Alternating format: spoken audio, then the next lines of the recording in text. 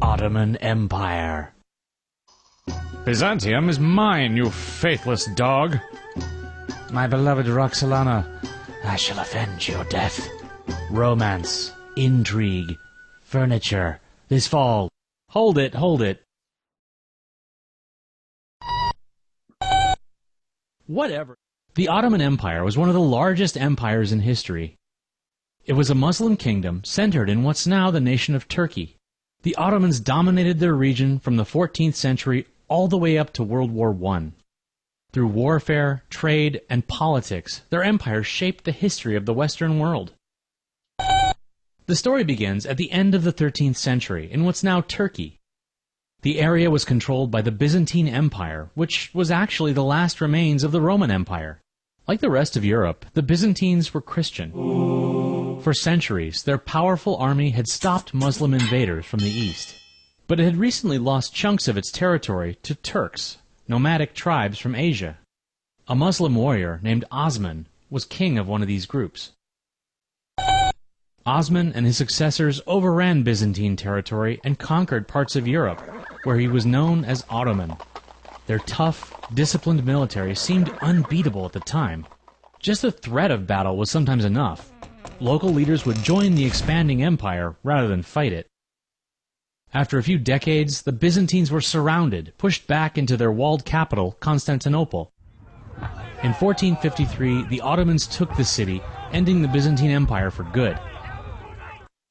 Renamed Istanbul, it became the Ottoman capital. Istanbul sat on the western edge of the Silk Road, the trade route connecting Asia with Europe. The Ottomans encouraged this trading culture, opening their capital to merchants from around the world. Collecting taxes on all that activity made the Turkish elites fabulously rich. Flush with power, the Ottoman sultans, or kings, claimed the religious title of caliph. That meant they were the worldwide leaders of Islam. They wanted to succeed where earlier caliphs had failed and conquer the rest of Europe.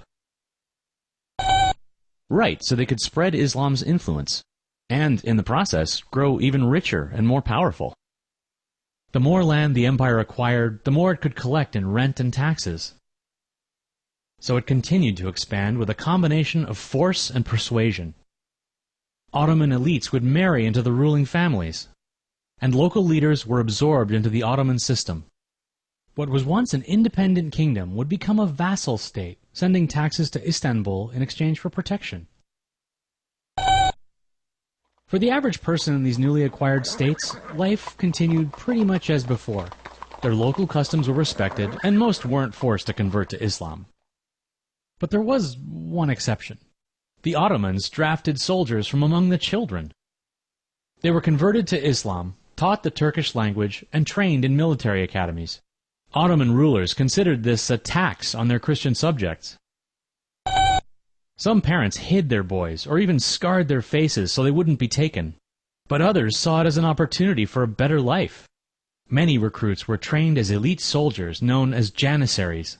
Though they were technically slaves, janissaries were highly respected. As a group, they were feared even by sultans, and some rose to great wealth and influence. The empire reached the height of its power in the 16th century under Suleiman the Magnificent. Suleiman expanded Ottoman territory and ushered in a golden age of arts and culture. The mosques built during his reign influenced architecture around the world. And decorative artists turned everything from dinner plates to government documents into masterpieces. Well, after Suleiman, the empire slowly lost its edge over Western Europe. The sultans who followed him weren't as capable. While in Western Europe, a new age of science and exploration was beginning. A sea route to Asia was charted, letting European traders skip the Silk Road. The search for a shorter route led them to the riches of the New World. As the Western powers grew stronger, they slowly pushed the Ottomans out of Europe. Well, I mean really slowly. The decline took hundreds of years. Meanwhile, Europeans were going through a political awakening. They were tired of being clumped into huge empires run by faraway kings.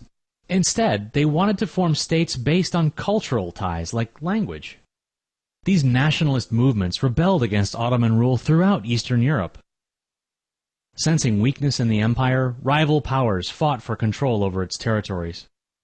The competition eventually touched off World War I. It was the first mechanized war, and the Ottomans had never industrialized. They had to buy equipment from other nations, and they lacked modern weapons. When they lost the war, most of their land was stripped away and broken up. Much of what we now call the Middle East formed out of this breakup. The final blow came in 1922, when the Turks themselves had a nationalist awakening. An army officer named Mustafa Kemal Ataturk led the movement. He ended the reign of Ottoman sultans and established the modern nation of Turkey.